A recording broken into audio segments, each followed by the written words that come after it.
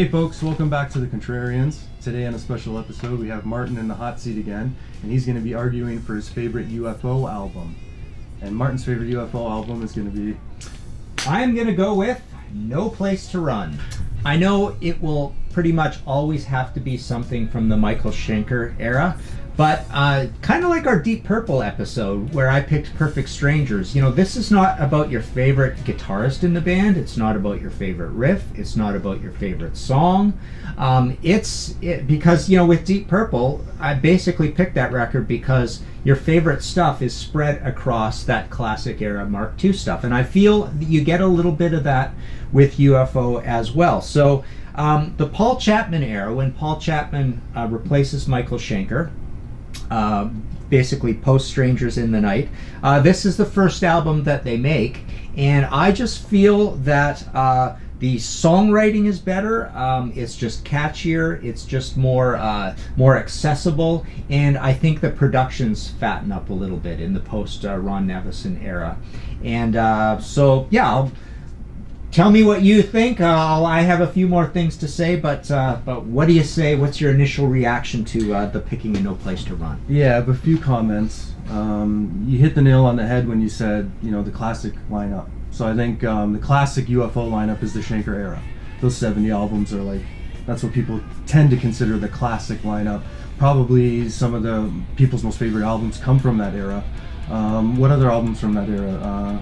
Force It? So Force It is quite beloved as well, but I would say Obsession would be the second one after Lights Out. I would say personally my favorite of that whole era of the 70s would be No Heavy Petting. I really love the production on that. I think it's super heavy. I love the way the keyboards work on that with Danny Peyronel on there. Natural Thing. Basically, I find that to be the very best, the most muscular of all of those. I find the productions kind of cold across a lot of those, a little bit too mid-rangey. So that's why, you know, I mean, I'll say more later, but I mean, there's this whole era. I want to comment a little bit on the albums from this era, but this will be my first choice. So, well, you mentioned the production, and with No Place to Run, this is an album where George Martin from the Beatles, who's got fame producing the Beatles, came in. Like, how much do you think that affected the way the production changed? Because I know that some of the members, like I have quotes here where some of them said that. Let's see, Pete Way said, "It's not a bad album, but we found George's mix a bit low-key. After George had left, Paul Chapman and I would ratchet up the volume to the point where I'm surprised that the place still had a roof." So basically, they were kind of getting produced by a guy that they didn't believe or trust in his production values, right? Yeah. George Martin said, "I once had a flirtation with heavy metal and I regretted it very much. It didn't seem to have much sense." Yeah, very interesting. So this was made at Air Studios. I believe there was a little bit done in London, but most of it was Montserrat, and UFO were a, you know, notorious party band, so they just drank their faces off the whole time and had a great time. It was a, you know, it was one of those great life experiences for them, and working with George Martin. So what I find with producers who aren't particularly, beknownst to work in heavy metal, they do tend to give you a different sort of production job. Now, I never disliked the production of this. What I find, how I would describe the production of this record is it's very wide angled. You feel a lot of separation between the instruments. It's very organic. It has a goodly amount of bass. I would say the guitars are kind of warm, and what happens, heavy metal people in bands, guitarists, they don't like to have that happen. They want like a really good thrust on the mid-range, so the guitars come out really loud. I find there's enough treble on it, but it's not overly trebly, which I find Obsession is overly trebly and mid-rangey. Lights Out has good sound on it, and like I say, No Heavy Petting is my favorite. Force It does not have particularly good sound on it.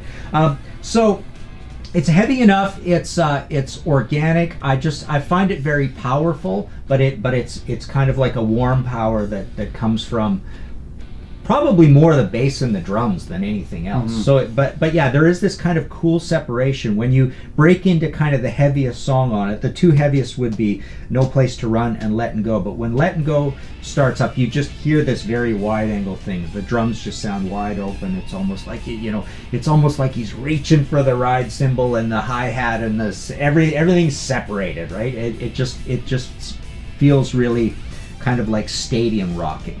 But yeah, if I could just kind of quickly go into the songs here, why I love it so much. I mean, Mystery Train is sort of a traditional punchy, heavy song, kind of bluesy too. Mystery Train a little bit. But it's pretty heavy. But what I love is the cool part of this record that people don't talk about very much is the Fire Burns Tonight, Gone in the Night, and Any Day, which are sort of your ballad-esque, interesting kind of mellow introspective ones, but they're dark and really well put together. And then you get the Pete Way kind of rock and rollsy songs like Youngblood and Money. Youngblood is just super charming for one of those Only You Can Rock Me type songs. And then No Place to Run is crazy heavy metal, really cool metal, and Letting Go is really cool metal. Alpha Centauri is just an intro. But yeah, I just love the way that it just holds together like an album. It just feels like there's a mission here.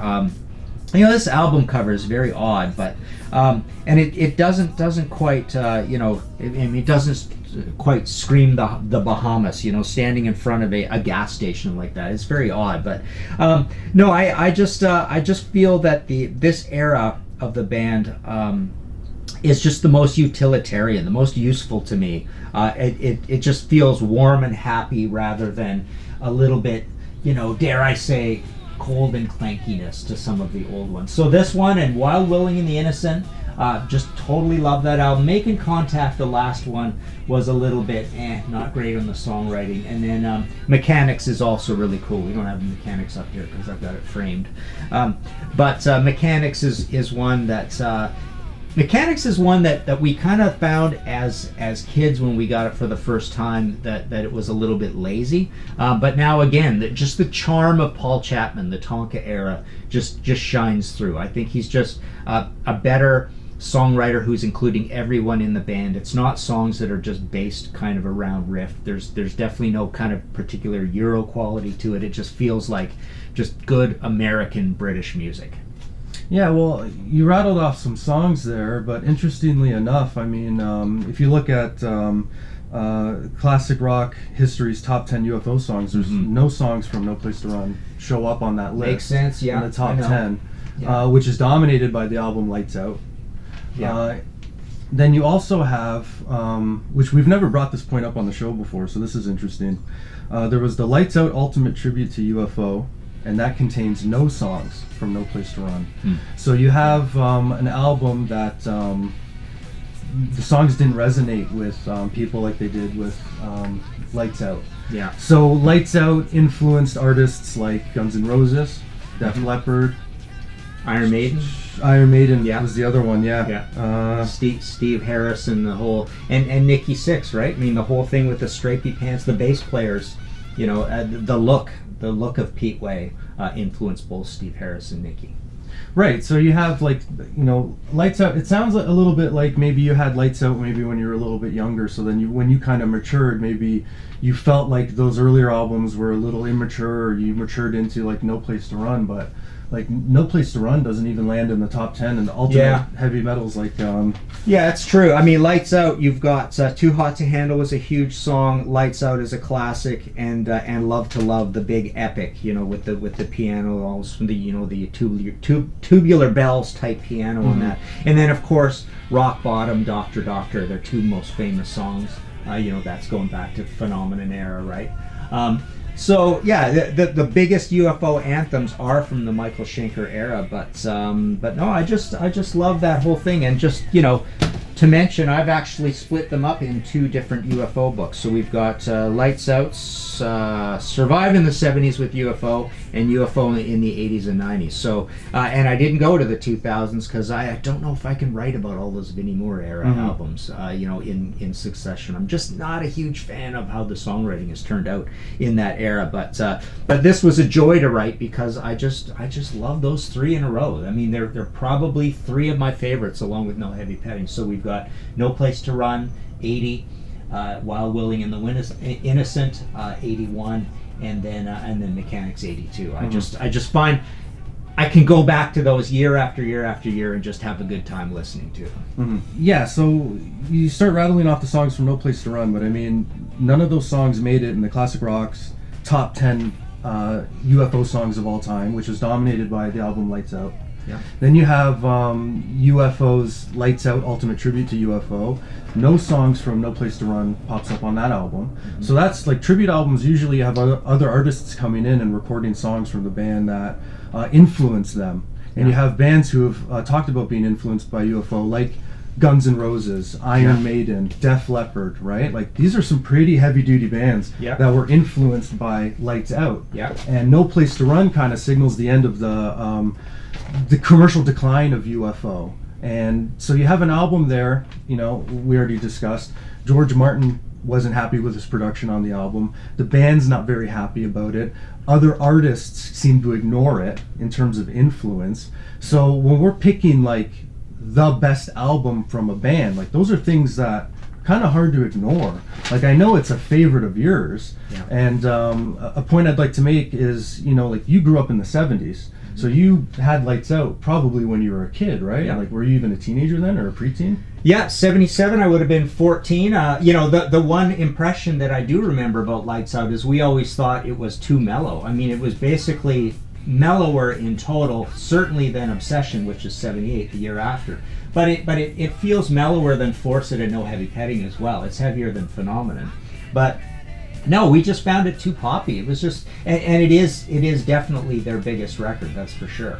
But yeah, I mean, love the band, but basically, and you're right, there was the commercial decline. So they Lights Out is their biggest album. Obsession does okay. They're still, you know, working and being a good band, but they're getting tired. They're doing a lot of drugs and they're drinking a lot. The live album is considered one of the greatest live albums of all time, Strangers in the Night. Yeah. And then, you know, they're still out there gigging and trying to make it, but you know, again, more drugs, more drink in the Paul Chapman era. They're a notorious party band, right? Mm-hmm. And then things go downhill, and then basically Making Contact is the last one of the, you know, close enough second classic lineup, let's say, and then they have these disasters like Misdemeanor and Ain't Misbehavin', and things are really in bad shape at that point. I'll mention one more album that nobody says this is the favorite UFO album, but people love the Walk on Water album, the reunion album with Michael from '95. Michael's on some other albums and they're terrible for some reason. I mean, no one can figure out why they're not that great. Michael's on some other UFO albums,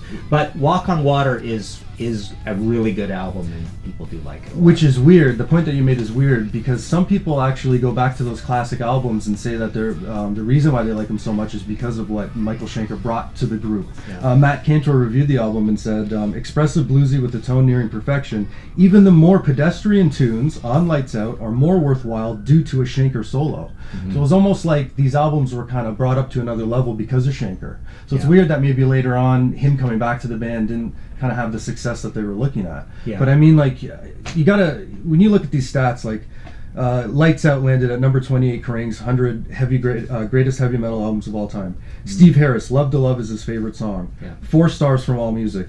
1.5 star from AllMusic for No Place to Run. Yeah. Like these are like some pretty big things that are hard to ignore. Yeah. Like I know it's one of your favorite albums, but when you really use your brain and like look at all of like the stats that are in front of you and all the facts, it's like, which is the best? Yeah, I like No Place to Run, but you got to give it up to Lights Out, right? Yeah, well, that's why we're called the Contrarians, this show, right? I mean, the whole idea is, you know, we are, you know, a semi-expert on the band or whatever. You know, one of the three of us gets, you know, you get to be in the hot seat if you have an odd favorite, and that's certainly an odd favorite. One other thing I want to mention about No Place to Run, which is kind of neat, the other big George Martin album from this time period is Cheap Trick's All Shook Up. All Shook Up? All Shook Down? Anyways, also a great album, I think, and pretty heavy album, and again, one of these, you know, air studio things with air being wiped off the map. Volcano, right? I think that ended that situation. So it's funny, he got involved in these couple of records, but no, I thought he did a good job on the production. But like I say, it's kind of weirdly raw and stadium rocking and full bodied at the same time. But I can understand that the guitarists aren't crazy about what went on, because the guitar is just one thing in the mix instead of something that dominates the mix. Well, who do you think is a better guitarist, Schenker or Chapman? I think Schenker, you know, but possibly a better songwriter is Paul Chapman, I would say. But Schenker's a great songwriter too, and the thing I love about Schenker, even more than this stuff, is how prolific and amazing he's been. Once he's sort of, he went through his drug and drink problems, but he got over it, and he's been super prolific in the 2000s essentially, and put out lots of great music. So he's a good songwriter too, and so he brings that Euro thing. He's a German guy, right? And then Paul Chapman is Welsh. He came from the band Lone Star before, and then post UFO he was in Wasted, and I keep forgetting how much I love Wasted. What a great band they were. Like Vices is one of my favorite albums of all time. Right. The Good, the Bad, and the Wasted, and that stuff. But so he's around for these 4 albums in a row, and I really love 3 of them. Mm-hmm. Title track to title track, No Place to Run or Lights Out. Oh, I have to say Lights Out, but No Place to Run is a kick-ass heavy song. Mm-hmm. Like, it's a really good heavy metal song, heaviest song on the album. Love to Love, Getting Ready, Alone Again, the Love cover.